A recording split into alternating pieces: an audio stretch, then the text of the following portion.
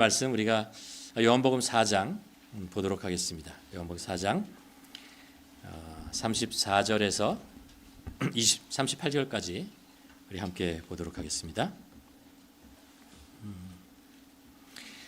우리가 지난주에 사마리아 여인, 예수님께서 사마리아에 가셔서 수가성 여인을 만나는 그런 말씀을 여러분과 나눴잖아요. 계속해서 이어지는 말씀입니다. 34절 교독하시겠습니다. 예수께서 이르시되 나의 양식은 나를 보내신 이의 뜻을 행하며 그의 일을 온전히 이루는 것이니라.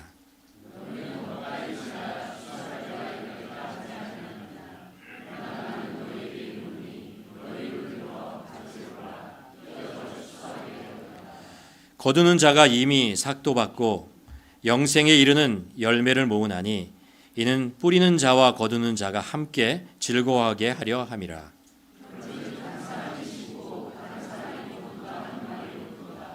함께 읽겠습니다. 내가 너희로 노력하지 아니한 것을 거두러 보내었노니 다른 사람들은 노력하였고 너희는 그들이 노력한 것에 참여하였느니라. 아멘. 잠깐 우리가 지난주에 나눴던 말씀을 잠깐 리뷰하는 시간을 가지려고 합니다. 저희가 이제 24절에 보면 하나님은 영이시니 예배하는 자는 영과 진리로 예배할지라 라는 말씀을 나눴습니다. 요한복음 3장과 4장에 보면 예수님을 만났던 두 사람의 이야기가 나옵니다. 한 사람은 니고데모이고 한 사람은 사마리아 수가성 여인이었습니다. 두 사람은 그 인생에 살아가는 모습을 보면 절대 공통점이 없었던 따로따로 살아가던 사람이었습니다. 니고데모는 평생을 바리새인으로서 유대인의 지도자로서 거룩을 추구하고 율법을 따라서 살았던 사람이었습니다. 철저하게 그렇게 살려고 애를 쓰고 수고했던 사람이었죠.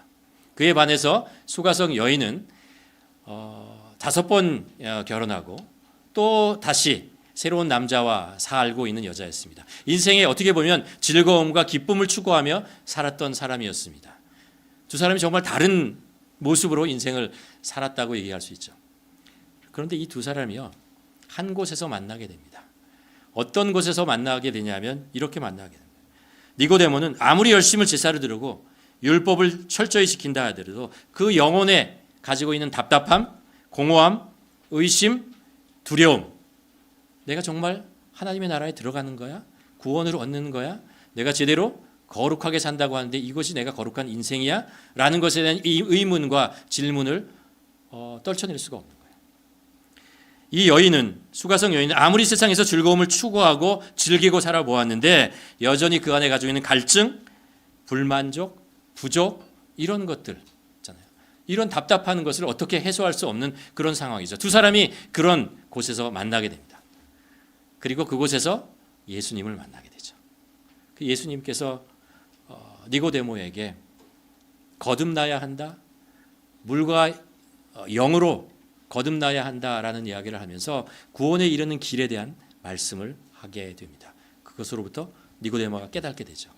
율법이 아니었구나, 하나님께서 하시는 일이 있구나라는 것들을 관심을 가지게 되고 영의 눈이 열리게 됩니다. 이 여인은 그 갈증, 채울 수 없는 갈증 그거 있잖아요. 근데 예수님께서 이 여인에게 생명의 생수가 되어준다라는 것, 내가 너의 참 예배자가 될 것이다 라는 그 말씀을 통해서 이 여인에게 그동안 느끼지 못했던 그 기쁨과 감사를 누리게 되는 거죠. 영의 눈이 열리게 됩니다. 하나님의 나라를 보고 하나님께서 이루실 일에 대한 기대를 가지고 소망을 가지고 살아가게 됩니다. 이제 오늘 말씀으로 넘어오면 이 여인이 예수님을 만나고 기쁘고 그 즐거운 것을 주체할 수 없었어요. 그래서 그 예수님에 대한 소식을 마을로 들어가서 자신이 알고 있던 이웃에 있는 사람들에게 전하기 시작합니다. 내가 메시아를 만났다라는 거예요. 내가 성경에서 얘기하고 있는 그분, 내가 만난 이분이 메시아다라는 것들을 이제 증거하러 마을로 들어가게 됩니다. 그때 예수님의 이제 제자들이 마을로 들어갔던 제자들이 돌아와요. 왜 예수님의 제자들이 마을로 들어갔냐 하면 예수님께서 예루살렘으로부터 사마리아로 갔잖아요. 그 길이 꽤 길고 그리고 뜨거운 여름을 햇빛을 지나가야 했거든요. 그러면서 이제 지치고 시장하게 되었습니다. 그래서 제자들이 그 동네에 이르렀을 때 동네로 들어가서 이제 양식을 찾으러 가게 되죠. 그러고 나서 돌아왔어요. 돌아오고 나서 제자들이 예수님께 얘기를 합니다. 예수님, 여기 저희가 마을에서 양식을 구해 왔습니다. 드시죠? 라고 얘기를 했어요. 근데 예수님께서 이런 말씀을 하십니다. 예수님께서 이르시되 너희가 알지 못하는 먹을 양식이 나에게 있다라고 얘기합니다. 여러분, 우리가 성경을 특별히 이제 요한복음을 보면 예수님께서 약간 영의 세계 얘기를 합니다. 이렇게 4차원의 얘기를 하십니다. 사람들은 다 지금 이 눈에 보이고 이 땅에서 이루어지는 일에 대한 이야기를 하는데 예수님도 그곳에 있고 그곳에 그 사건에 동참하고 있는데 예수님께서 어느 순간에 갑자기 우리가 눈으로 보고 있는 세계에서 슬쩍 떠나셔서 영의 세계의 이야기를 하면서 제자들을 그곳으로 이제 인도해 가십니다. 오늘 얘기도 지금 먹는 양식, 음식에 대한 이야기를 지금 하고 있는데 제자들이 그렇게 양식을 드렸는데 예수님께서 말씀하십니다. 나에게는 숨겨놓은 다른 양식이 있어 라고 얘기합니다. 그러면서 뭐라고 말씀하시냐면 34절에 보면 이렇게 얘기합니다. 예수님께서 이르시되 나의 양식은 나를 보내신 이의 뜻을 행하며 그의 일을 온전히 이루는 것이다. 예수님의 양식이라는 것이 뭐예요? 우리를 먹고 우리를 움직이게 만들고 생명이 되는 에너지를 만들어내는 거잖아요. 그것이 뭐냐 하면 하나님께서 나에게 주시고 그것을 주신 것을 내가 삶 속에서 온전히 이루는 것, 이것이 나의 양식이다 라는 이야기를 합니다. 지자들이 이제 계속 질문이 있는 거죠. 무슨 말씀을 하시는 것일까? 예수님이 말씀하신 양식은 무엇이고 그 양식이 하나님의 뜻을 온전히 이루는 것이라면 어떤 것을 얘기하는 것인가? 하나님이 우리들에게 원하는 것이 얼마나 많은데 그중에 무엇이 예수님에게 그렇게 중요한 것인가? 라는 의문을 가지게 되죠. 예수님께서 36절에 가서 그 얘기를 하십니다. 거두는 자가 이미 삭도 받고 영생에 이르는 열매를 모으나니. 영생에 이르는 열매라고 얘기합니다. 우리는 이게 뭔지 알죠? 그렇죠? 복음을 통해서 잃어버렸던 죽었던 생명이 다시 살아나는 것입니다.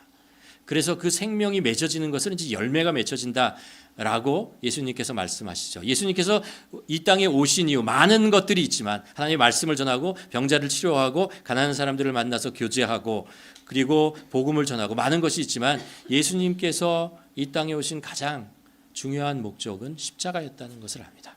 왜냐하면 그것이 생명을 살릴 수 있는 구원의 길이기 때문에 그런 거죠. 예수님께서 그 얘기를 말씀하시는 거예요. 복음을 전하고 복음이 되어서 십자가에 죽고 그것을 통해서 한 생명을 구하는 것, 많은 생명을 구원하는 것이 예수님에게 양식이다. 예수님이 이 땅에 오신 하나님께서 주신 일을 이루는 것이다 라고 말씀하고 계십니다. 우리가 지난번에도 잠깐 언급했지만 여러분 복음이라는 것이 있습니다. 그렇죠?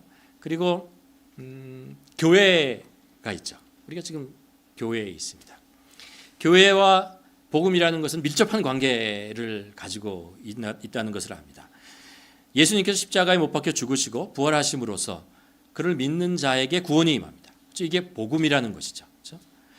그리고 성령님께서 이 땅에 오시고 예수님의 제자들이 예수님을 믿었던 제자들이 이제 이 복음을 가지고 세상에 나가서 복음을 전하게 됩니다. 나누게 됩니다.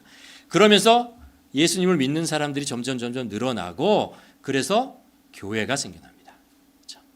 교회가 생겨나고 그 교회를 통해서 또 많은 사람들이 세상으로 나가서 안디옥으로 가고 그리고 터키 지방으로도 가고 그렇죠? 그리고 그리스, 마게도니아, 로마, 스페인 그리고 전역으로 나아가면서 복음을 전하고 교회가 세워지게 됩니다.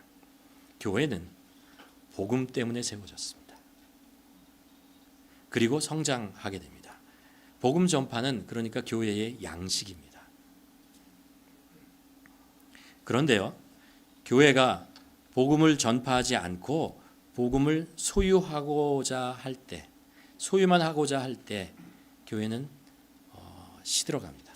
쇠퇴하게 됩니다. 중세 시대의 교회가 그랬어요.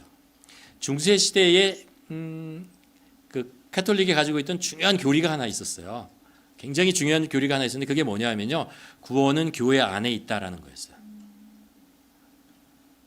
어떻게 생각하십니까? 맞아요? 맞는 것 같기도 하고 틀린 것 같기도 하고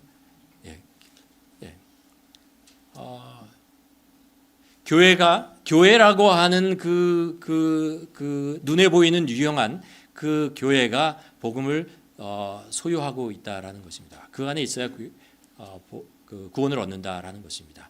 이것 때문에 구교에서 중세 시대의 교회에서 나오는 아주 중요한 단어가 있어요. 그게 뭐냐면 출교라는 단어예요.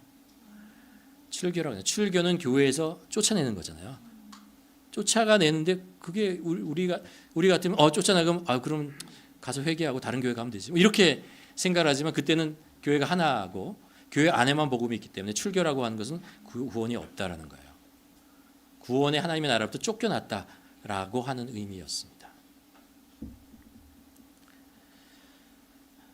복음이 교회는 복음을 소유할 수가 없어요. 복음이 교회를 소유하는 것입니다. 교회가 복음을 소유하고 있다고 주장하면 복음을 전하려고 하지 않아요. 교회가 배타적으로 변화갑니다. 우리가 사마리아 여인과 그리고 예루살렘에서 예배를 드리는 유대인 사이의 그 배타적인 그 모습들을 보잖아요. 구원은 예루살렘에만 있다라고 생각하면서 그렇게 믿고 주장하면서 계속해서 다른 사람들을 배척합니다. 복음을 전하지 않아요. 중세 교회가 아무리 화려하게 교회를 지어도 교회를 화려하게 지을 수밖에 없었어요. 왜냐하면 교회가 하나님의 나라라고 생각했어요. 교회에만 구원이 있으니까 그곳에 하나님이 있으니까 화려하게 지을 수밖에 없는 거죠. 그러나 아니에요. 아무리 화려하게 지어도 그들은 복음을 소유할 수가 없습니다. 복음이 교회를 소유하는 것입니다. 예수님이 교회의 머리이고 예수님이 교회를 소유하는 것이지 교회라고 하는 것이 복음을 소유할 수 있는 것은 아닙니다. 교회가 복음보다 우선하게 되면 교회는 영생의 열매를 맺기가 힘들어집니다. 양식을 잊어버려요. 시들어버립니다. 이것은요, 교회와 복음의 관계뿐만 아니라 신앙인과 복음의 관계도 마찬가지입니다. 우리가 예수 그리스도를 믿고 우리 안에 복음이 들어왔고 그것을 통해서 우리가 구원을 얻고 하나님의 자녀가 되었습니다.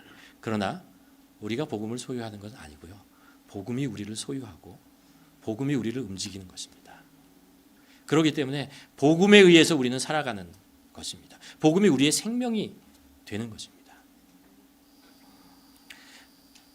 우리는 모두 복음 때문에 믿음을 갖게 되었고 영생에 이르게 됐고 누군가가 우리에게 복음을 전했기 때문에 우리가 생명을 얻었고 하나님의 자녀가 된 것입니다. 이거를 사도 바울이 로마서 10장에서 기가 막히게 설명을 해요. 어떻게 설명하면 이렇게 설명합니다. 누구든지 주의 이름으로 부르는 자는 구원을 받으리라 라는 거예요. 주님을 알고 그 이름을 부르고 고백하면 다 구원을 얻는다라는 거예요. 그런데 그런즉 그들이 믿지 아니하는 이를 어찌 부르리요? 듣지도 못하는 이를 어찌 믿으리요? 전파하는 자가 없이 어찌 들으리요? 전파하는 자가 있어야 듣는 사람이 있고 들어야 믿음을 가질 수 있고 고백을 할 수 있고 믿음을 갖고 그래야 구원을 받는 것이다라는 것입니다. 그러니까 복음을 전파하는 사람이 있어야 한다는 거예요. 전파하는 사람이 없으면서 어떻게 구원을 받는 사람이 있으리라고 생각을 하느냐. 교회 복음을 전하는 사람이 없는데 어떻게 교회에 성도들이 생기리라고 기대하겠느냐라는 것이죠. 이 땅에 이루어지는 하나님의 나라는 복음이 교회를 세워가기 때문에 이루어지는 것입니다. 오늘도 본문으로 들어가면요, 여러분 하나님의 영광이라는 것을 우리가 하잖아요. 우리가 믿는 사람들이 가지고 있는 가장 삶에 가장 소중하고 그리고 가장 가치 있는 것이 하나님의 영광을 나타내는 것이잖아요. 그렇잖아요. 하나님의 영광을 보여주고 나타나고 높여드리는 것입니다. 그렇다면 무엇이 하나님의 영광을 나타내는 것인가? 무엇이 하나님의 영광을 나타내는 것이다? 라는 질문을 우리가 하게 되는 것이죠. 우리가 같이 모여서 하나님을 믿는 사람들이 있잖아요. 성령으로 다시 거듭난 우리들이 정말 영의 눈을 뜨고 참 하나님을 향해서 예배드리고 찬양하고 경배하고 이러는 순간에 하나님께서 영광을 받으십니다. 믿으십니까? 아멘. 그리고 또 있어요. 하나님이 영광이 받으시는 것은 뭐냐면요, 하나님이 기뻐하시는 일을 우리가 할 때예요. 하나님이 기뻐하시는 일이 이루어질 때입니다. 그러니까 이런 것이죠. 우리가 하나님의 말씀을, 성경 말씀을 따라 우리의 신앙이 예수 그리스도의 장성한 분량까지 성장하는 모습을 볼 때 하나님께서 기뻐하세요. 우리가 어린아이와 같은 그런 믿음이 아니고 있잖아요. 계속해서 성장하며 장성한 분량까지 나아갈 때 하나님께서 그것을 기뻐하시고 그것이 하나님께 영광이 된다는 것입니다. 또 우리가 하나님의 마음을 가지고 우리 주위에 있는 사람들을 사랑하고 용서하고 격려하고 화평케 하는 자로 살아갈 때 하나님께서는 그것을 기뻐하신다는 거예요. 화평케 하는 자가 하나님의 아들이라고 그러잖아요. 우리가 정말 그런 우리의 주위에 있는 사람들로부터 우리의 있는 공동체 안에서 화평을 이루는 자가 되을 때 하나님께서 그것을 보고 기뻐하신다는 것입니다. 또 하나님께서 기뻐하시는 것은 성령님께서 우리에게 주신 은사 있잖아요. 재능 있잖아요. 능력 있잖아요. 이런 것을 우리가 숨겨놓거나 나만 위해서 사용하는 것이 아니고 하나님의 나라와 주님의 몸된 교회를 위해서 우리가 그것을 사용할 때 작던 크던 이것을 통해서 하나님이 기뻐하시는 그런 일들을 해나갈 때 하나님께서 영광을 받으시는 것입니다. 그리고 마지막으로 빼놓을 수 없는 것이 하나가 있습니다. 그것이 뭐냐 하면 그렇죠? 복음을 통해서 새로운 생명이 탄생하는 것, 그 일에 우리가 참여하는 것입니다. 새로운 생명이 태어나는 것, 하나님께서 이것을 기뻐하신다라는 거예요. 얼마나 기뻐하셨으면요, 예수님께서 누가복음 15장을 쓰면서 그 15장에 이것을 반복해서 3번을 비유를 통해서 말씀하세요. 첫 번째가 우리가 잘 아는 목자에 대한 이야기죠. 양이 100마리가 있는데 그 중에 한 마리를 잃어버렸을 때 목자가 그 잃어버린 양을 찾아서 나가서 그 양을 찾았을 때 기뻐하잖아요. 그러면서 말씀하십니다. 이 죄인 한 사람이 회개하면 하늘에서 회개할 것 없는 의인 99으로 말미암아 기뻐하는 것보다 훨씬 더 기뻐한다. 그리고 나서 또 한 번 또 비유를 합니다. 한 여인이 있는데 10드라크마의 돈이 있어요. 그 중에 하나를 어떻게 다 잊어버렸어요. 근데 여인이 그것을 열심히 찾았어요. 그때의 그 기쁨 있잖아요. 이 기쁨. 아버지에게 아들이 둘이 있었습니다. 근데 그 중에 아들 하나가 집을 나가버렸어요. 자기 마음대로 살다가 잃어버렸다고 생각했는데 돌아왔어요. 어떻게 했죠? 잔치를 베풀었어요. 기뻐했다는 거예요. 하나님께서는 우리 모든 인류를 창조한 것처럼 모든 사람들을 창조하고 하나님의 자녀입니다. 하나님의 백성이 되기를 원하십니다. 그러나 죄로 인해서 세상으로 떠나갔죠. 그 중에 한 사람이라도 두 사람이라도 하나님께 돌아왔을 때 하나님께서 그것을 기뻐하신다는 거예요. 그들이 돌아올 수 있는 길이 뭐예요? 복음이라는 길이죠. 십자가의 은혜가 있기에 돌아올 수 있는 거죠. 우리가 복음을 전하고 그런 사람들이 돌아왔을 때 하나님께서 기뻐하신다는 것입니다. 이것이 하나님께 큰 영광이 된다라는 것이죠. 그래서 하나님께서 기뻐하십니다. 오늘 말씀은요, 이 하나님의 기쁨을 우리의 기쁨으로 이렇게 바꿔주세요. 어떻게 바꿔주시냐면요, 36절에 보면 이렇게 바꿉니다. 거두는 자가 이미 삭도 받고 영생에 이르는 열매도 모으라니 이는 뿌리는 자와 거두는 자가 함께 즐거워한다. 하나님께서 구원의 역사를 이루어가는데 그 역사를 하나님께서 우리들을, 하나님의 백성들, 하나님의 자녀들을 통해서 이루어 가신다라는 것입니다. 어떤 사람은 뿌리는 자로 사용하시고 어떤 사람은 깁을 매는 자로 사용하시고 어떤 자는 거두는 자로 사용하시고, 이런 다양한 모습 속에서 하나의 생명이 복음을 통해서 살아나는 것, 그것에 우리들이 참여하기를 원하시고, 그 기쁨, 하나님의 그 기쁨 있잖아요. 제자들의 기쁨이었고 제자들의 기쁨이 바로 우리들의 기쁨이잖아요. 그 기쁨을 누리는 자로 살아가기를 원하는 것입니다. 그러니까 우리가 교회에서 여러 가지 봉사가 있잖아요. 여러 가지 활동이 있잖아요. 이 모든 것이 하나님의 영광을 위한 것이잖아요. 그 하나님의 영광 중에 우리가 잊지 말아야 하는 것이 뭐냐 하면 나의 이 헌신, 나의 이 봉사를 통해서 한 영혼이 예수 그리스도를 깊이 만나고 그리고 다시 태어나고 지쳤던 영혼이 힘을 얻고 용기를 얻고 치유를 받고 길을 잃었던 영혼이 예수 그리스도를 통해서 길을 찾고 가야 할 길을 나아가고 실망과 좌절 속에 있는 한 영혼이 힘을 얻고 우리들의 자녀들이 세상을 어떻게 살아야 할지 방황하고 있을 때 그들에게 예수 그리스도를 소개하고 말씀을 소개하고 예수님을 알려줘서 그들이 인생의 길을 찾게 될 때 생명이 살아나는 것입니다.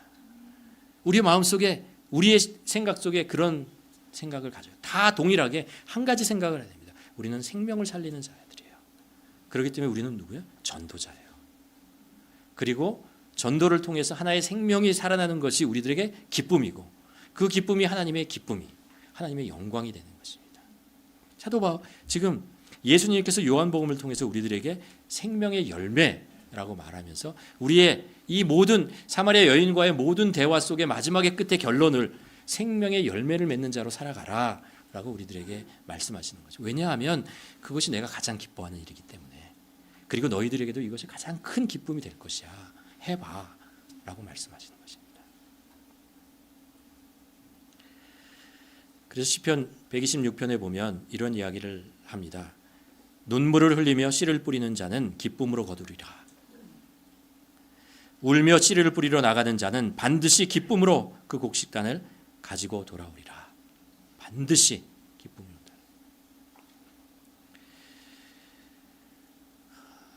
말씀을 이제 처음 시작할 때 35절에 보면 이런 추수할 때에 대한 이야기를 합니다. 그러면서 너희 눈을 들어 밭을 보라. 희어져 추수하게 되었도다라고 합니다.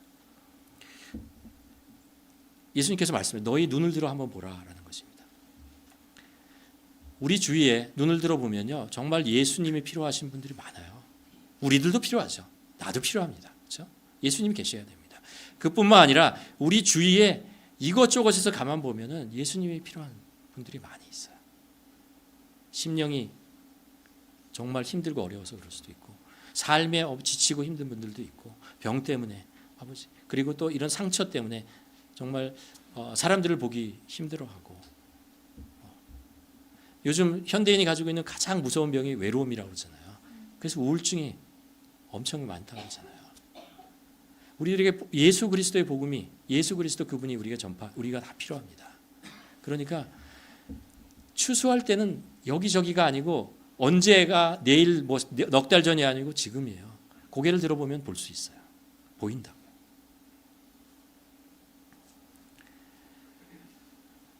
말씀을 이제 정리하기를 원합니다.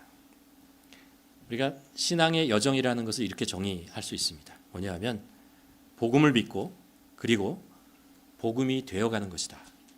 들으신 기억나시죠? 작년에 홍현민 선교사님이 와서 얘기했던 말씀했던 거죠.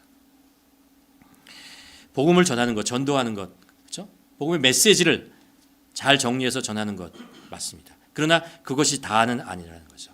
우리가 복음이 되어가는 삶을 살아가야 한다는 것입니다. 복음이 나를 변화시키고, 나를 새롭게 하는 것들을 내가 먼저 경험해야 된다는 거예요. 내가 먼저 경험해야 된다. 그래야 복음이 생명이 있잖아요. 살아있는 생명을 우리가 전할 수 있다라고 얘기하는 것입니다. 요즘 저희가 전도폭발 전도 훈련을 하고 있습니다. 10주차 끝났어요. 제가 이제 훈련 시작하기 전에 짧게 이제 설교를 15분 정도 설교하는데 성령의 9가지 열매에 대한 것들을 시리즈로 합니다. 그러면서 거기 이제 전체적으로 13주 동안 전달하고 싶은 팀이 메시지가 그거예요. 전도는 성품으로 하는 것이다. 전도는 인격과 인격이 만나서 이루어지는 것이기 때문에 입으로만 하는 것이 아니라는 거예요. 성품이 만나야 되고 인격이 만나야 되고 삶이 서로 부딪혀야 된다라는 것입니다. 그래야 복음이 전달되어진다라는 이야기입니다. 여러분 만일 나는 옳은 생각을 하고 늘 옳은 말을 하는데 왜 사람들이 나를 인정하지 않는가라고 생각한다면 한번 생각해 볼 필요가 있습니다. 내가 복음을 모르는 것이 아니라 내 삶에 복음이 없는 것은 아닌가 한번 질문해 보아야 합니다. 예수님께서 생명의 열매라고 하잖아요. 이거는 그냥 한 번에 맺혀지는 게 아니에요. 열매는 조금씩 만들어지고 다듬어지고 익어가면서 만들어가신 거예요. 복음은 그렇게 하는 것입니다. 우리가 복음의 씨앗이 우리에 들어오면잖아요. 그 씨앗이 우리 안에 들어와서 우리의 삶 속에서 익어가는 것입니다. 열매를 맺혀가는 것입니다. 그래서 우리의 삶이 복음이 되고 그 복음이 된 우리의 삶이 열매가 되어서 다른 사람들에게 또 다른 씨를 전달하는 그런 열매로 떨어지게 되는 거죠. 그것이 바로 예수님께서 원하셨던 것입니다. 예수님께서 이 땅에 오셨을 때 복음에 대한 메시지 전하시는 것이 아니고요. 가만 보면은 복음이 되셨어요. 십자가에 올라가셨고 죽으셨고 그리고 부활하셨어요. 그게 복음의 내용이잖아요. 그게 예수님의 삶이었고 예수님의 성품이었고 예수님의 전부였습니다. 우리도 그런 것이죠. 초대교회에 성도들이요, 방언을 받고 성령을 받고 그냥 막 복음을 전해서 그래서 복음이 전한 것 같죠? 아니에요. 초대교회의 그 역사를 가만히 읽어보면요, 이 초대교회인들이요 정말 이상한 일들을 했어요. 어떤 일들을 하냐면요, 쓰레기장에 가요. 왜 가냐 하면요, 그 당시에 사람들이요 이렇게 아이를 낳고 원하지 않으면요 쓰레기장에서 버렸어요. 근데 그런다는 걸 알았어요, 그리스도인들이. 그래서 그것이 너무 안타까워 가지고요, 자기 애도 아닌데 쓰레기장에 가서 아이를 주스러 가는 거예요. 그래서 자기 아이들을 키운 거예요. 그런 일들을 그리스도인들이 했어요. 그러니까 로마의 기록을 보면 그리스도인들은 핍박을 해야 된다라는 이야기를 하면서, 근데 그 사람들은 이상하게 살아. 우리와 다르게 사는 사람들이야 라는 기록들이 수없이 많이 나옵니다. 왜요? 생명에 대한 가치를 알기 때문에 그래서 그렇게 살아가는 거예요. 그들의 삶이 그렇게 살아가는 모습이 있었기 때문에, 그러기 때문에 그 복음이 그들에게 전달된 거예요. 우리의 삶도 그렇습니다. 21세기에 복음이 전하기 힘든 시대에 살고 있습니다. 그렇죠? 그러나 복음을 전해야 됩니다. 왜냐하면 복음이 생명을 살릴 수 있기 때문에 우리는 어떻게든지 전해야 돼요. 전해야 돼요. 어떻게 전하냐고요?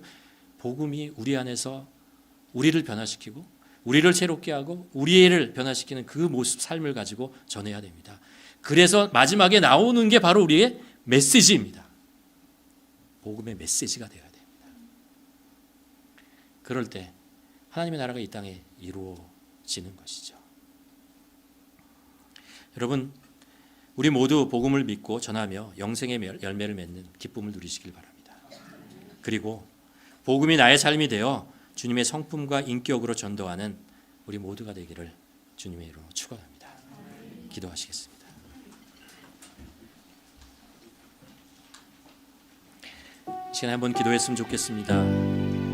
예수 그리스도, 정말 복음이 되어서 우리 안에 살으셨던 그 예수 그리스도, 그리고 십자가에서 복음이 되신 우리 주님, 그 복음이 우리 안에 들어와 있는지, 내가 그 복음을 믿는지, 아는지, 믿는지, 그것이 나를 새롭게 하고 나를 하나님의 자녀가 되었는지, 나에게 믿음의 확신이 있는지 이 시간에 한번 질문하기를 원합니다. 그리고 나에게 들어온 복음의 씨가 나의 삶을 변화시키고 나에게 기쁨과 감사와 그리고 열정과